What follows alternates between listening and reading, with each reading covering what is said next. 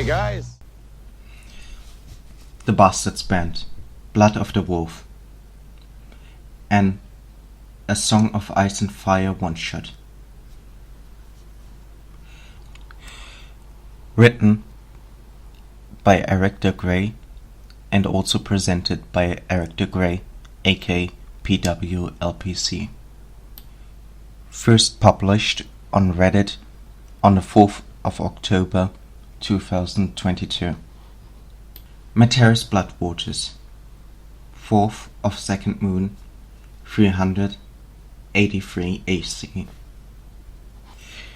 There he was, Sir John Brighton, the wicked leader of the Bastard Band. He sat behind a large oak table with his feet on the table and happily ate one grape after another. They were in a captain's cabin on the Heaven, a Barossi ship. The bastards weren't exactly going to be much help against Danish Blackfire's conquest, but Materis Bloodwaters thought more allies were never a bad thing. Above all, however, the bastards were close enemies with the Valyrians, and especially House Targaryen and House Blackfire. There was a lot to say about John Brighton, a lot of contradicting things. Sir John Brighton had become known in Essos as the White Rose. To Materis, he was nothing more than a ruthless thief. Some claimed that Sir John was a descendant of Lord John Brightstone, a man who lived centuries ago during the time of the Andal invasion. Given his nickname, it was more likely that he was of House Tyrell, but Materis believed that it was far more likely that Sir John stemmed from a low-born family of the Vale. You couldn't tell exactly whether any of the Bastards Band were high-born bastards or just street kids. Anyone who joined the Bastards got a new name and discarded their old one, like it was tradition for many of the free companies. John gestured for him to sit down. Materis lifted his cloak and took his assigned seat. As much as he had heard about Sir John Brighton's looks, it was nothing to what he encountered here. John was a short, muscular man with a trimmed beard, grey auburn hair and mild eyes, far from the handsome young knight described by the minstrels. But what John had was a very trusting smile. Sir Materis, how do you like the ship? I wanted playing Saras, John asked while biting in a grape. It's a good ship, but the crew isn't to my liking. There's no room for lightest ideas here. You're among brothers and sisters. Lord Roger Celticus bastard. Yeah, I know of you, and you are no better than me. Mateus gripped his sword hilt with his right hand. Sir John chuckled only, unthreatened by the threat, and responded, Well, that's the end of the opening act. Let's talk. I see it the same way. As you know, the mere existence of Danish Blackfire is a threat to the throne, and to your company, for you are among those who have not bowed your knee to the dragon. The Golden Company pushed you onto this ship, exiled from Pentos. The crown sees fit that it is time to strike back. And you were sent to me because I would certainly listen to you, because of your nature. It's true. The dragon deserves a pike in the ass, and now my people are supposed to fill that role. Right. If you stir up enough turmoil in Essos, that hag, Danish Blackfire, will tuck her tail and get out of Westeros. I'm motivated. So what's your offer? The crown offer is 500 gold dragons for each.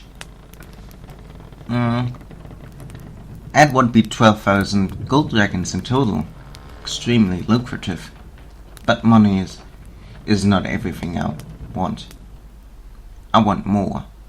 Materis widened his eyes and stared lifelessly into space when he heard what else the White Rose wanted. He didn't take notice of how he agreed, nor how he stepped back on deck. Only the fresh sea air woke Materis from his trance. His client wouldn't like it. May the Seven forgive him. A man joined him at the railing. He introduced himself as Old John Lofton, and that he was the longest-running member of the Bastards band, alive or dead. Of course, Matthias had heard of Old John, but he had thought of him long dead. Yet, here he was, approaching his 70s. He was a little over 6 feet tall, and weighed at least 163 pounds. He had white hair, white skin, and purple-grey eyes. Both men looked at the blue sky and watched the clouds. Don't blame the captain. The war with the Golden Company cost a lot, and Essos is free in many things than home, but also more restrictive in less free things. And luckily, you didn't have to haggle with Ben Woodford, who was 6.5 feet tall, if I remember correctly, broad-shouldered and with a huge belly. He had arms like a tree trunk, hands the size of hams, and no neck. His arms were big enough to even rival those of a great ape, which is why we called him Great Ape. Venom was a great warrior though, but not blessed with much wisdom or patience. By having to negotiate with Gul's archer, the man was a menace, interjected Daniel Rainstorm, the descendant of Durran Stedman the Elder. Another interrupted the conversation to add, "Or with me, a spectacular Sir Peter Hayford. Oh, think, Old John, if he had talked to the Pisswater Prince, Sir Alan Drinkwater." The three started laughing, while Matthias was left to wonder. "What's it all supposed to mean?" he asked in a serious demeanor. "Well, that there are, or better were, worse men to trade with than the captain," said Arya of House Weatherwax. The laughing was broken up by another warrior, who stepped in to defend Sir Alan. Matthias felt like he was going under, and like he was just a spectator. To call him a warrior was putting it a little too positively. It was a 1 and 10-year-old Dornish boy with black hair, tan skin, and amber eyes. "It's so clear that the Dornish have to stick together, when we all should stick together right now, Jamie Ironwood. And now go find me a breastplate stretcher," responded Sir Peter to the boy. Old John intervened, and as he spoke, the ship rocked menacingly. "Both below deck and in your hammocks.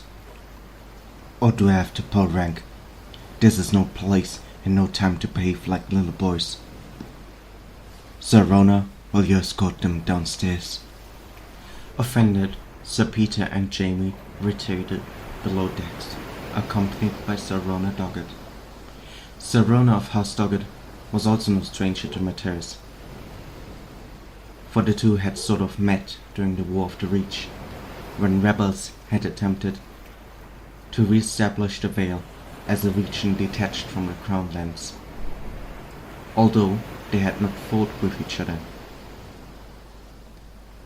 Sir Rona Doggett was a seasoned knight, but he stood out only for the fact that he had deserted during the battle, taking his squire Jameson Stedman with him. Aside from that, Sir Rona had garnered the nickname of Lapdog for his compliance in most matters. Near to the north bank of the Blueburn River, near the border of the Stormlands, lay Grassfield Keep, the castle of Lord Elwood Meadows, and around lay the Grassy Vale. Grassy Vale was a city controlled by House Meadows and Reach. It had been littered with slaughter and shells and blood. Red, silver, and blue were the new colors of the otherwise hectic city, which had now become the stage of a large-scale attack. The air that was normally noisy and full of sound, of common people, merchants selling their wares, and concubines throwing themselves at boys and men. Now it was heavy with the stench of excrement, blood, and death, enough to make even the bravest tremble with fear.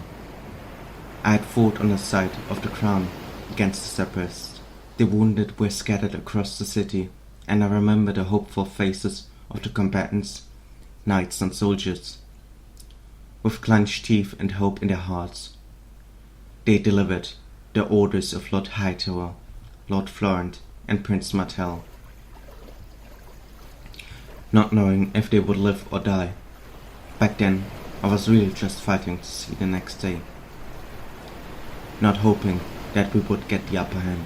Some had sunk into hysteria, muttering things about home and family, while others seemed fairly unaffected by the horrors around them. It would probably take a lifetime for the city to recover, I thought to myself at the time. After the battle was won, all that was left was clear blood, broken siege engines, and corpses. They had taken the place of gardens, parks, and buildings. "We'll soon reach Greenstone. There we will let you off the ship," announced Sir Will Greyeyron, who steered the ship, and his pal, Sir Alexander Goodbrother, who also came from Aldwych, asked, "What did the captain ask of you, Sir Matthias?" But Matthias remained silent on the subject, and mostly spent the rest of the journey to himself. Inwardly, he had to admit that the way of life of the bastards had an undeniable charm. When at last they reached the Isle of Testament, he drew aside Sir Geoffrey of Lynmouth, one of his 5 travelling companions. They both stood on a landing ramp, trying to stay out of the way of the bastards, some of whom were half of unloading goods. It was a sunny day, and the sky was bluer than any summer before. Other members left the haven to stretch their legs, or to have fun with random tavern girls. "You must stay here with this pack." "Why? Do you want to see me dead so badly?" "No way." Matthias smiled. "One of Sir John Brighton's terms. Your reputation as a deadly swordsman precedes you. But that's not all. He demands that his free company, like the Night's Watch, be sent bastards and the unwanted legitimate offspring of nobles. What they didn't know was that they were pried by the watchful eyes of Colin Lillwood Stone, the right hand of Sir John Brighton. For more content like this, like and subscribe. Well, the books are full of words that you read, and the show gets me paid.